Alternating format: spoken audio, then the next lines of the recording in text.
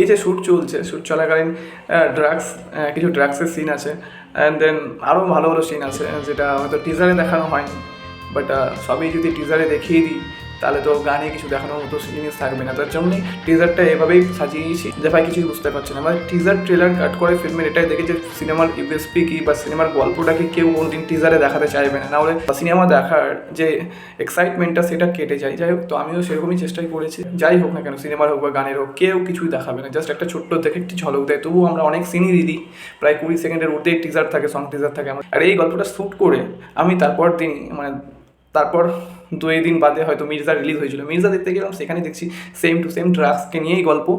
তো যাক, গানটা আসলে তোমরা সবাই বুঝতে পারবে যে অ্যাকচুয়ালি কী নিয়ে আমরা প্রেজেন্ট করতে চেয়েছি।